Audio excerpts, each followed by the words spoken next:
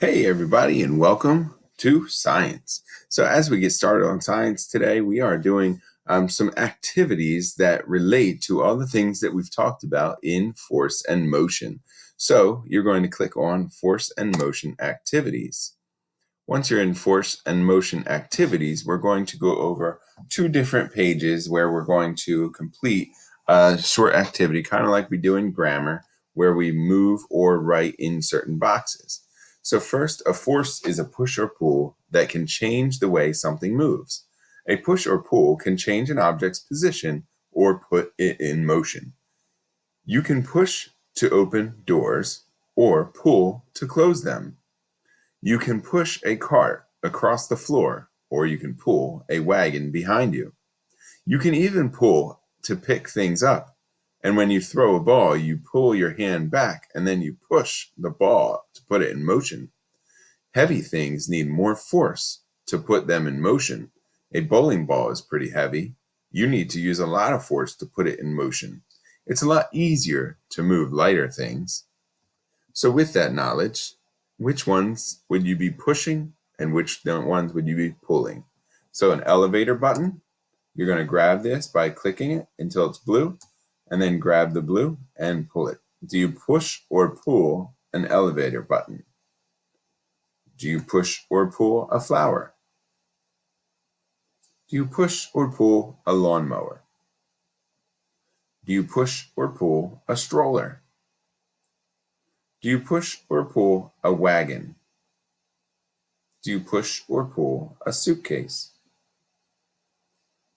And now that you have that idea, you can move on. So hopefully you've pulled these down into pushes and pulls, and you can move on down to the next page. Applying forces. Not all objects require the same amount of force in order to move it. More force is required to move an heavier object. Move an object faster or move it a farther distance. We're going to classify the objects or the actions in two different groups, those that require a large amount of force and those that require a small amount of force. So we're going to write small or large next to each action on slide 4.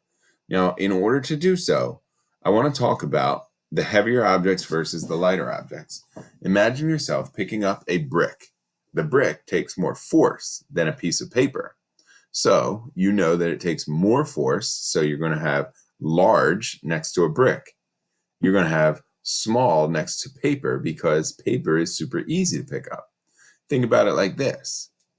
If you have a giant truck, like those big trucks with the 18-wheelers, and they have the big trailer behind them, think about how big the motor has to be on that versus like a little motorcycle has a little tiny motor compared to a giant motor on an 18-wheeler.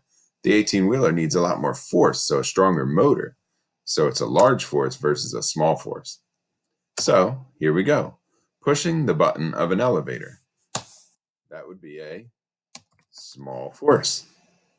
Brushing your teeth. I hope you use a small force. They actually talk about this a lot, where some people put too much force on their teeth and they can damage their teeth. But brushing your teeth is important 2 to 3 times a day. Shoveling snow. Now, that snow the other day, I was shoveling that and I'm still sore from it. So, large force. So, remember, you're putting small or large in every single one of these boxes based on the type of force is needed. And once you're finished with that, you're finished with our work part of today. And then there's a fun part of today, which is the force and motion room. Your force and motion room is going to be activities and pages that you can go to have fun with force and motion. So explore these. There's some videos and there's some books that you can read about force and motion. You know me, and I like Newton's laws. So here's one here, Newton's laws of motion. And I got to move myself out of the way. But I love Newton's laws. And if I can get this thing to, there we go. There's a video about Newton's laws. So you can explore these and watch as many things as you want. But I will say that you should be spending at least 10 minutes in this room finding different things that you can explore about force and motion. There is a vocabulary page here, and that vocabulary page is good for you guys to see, to learn about the force and motion vocab, because vocabulary is very important, and it gives us meaning to some of the things that we read or have read or learned in this section. So there you go. Have fun with this page. Once you're done with that, make sure you click mark as done or turn in your work, and you're finished with science. So thanks so much. Palmer.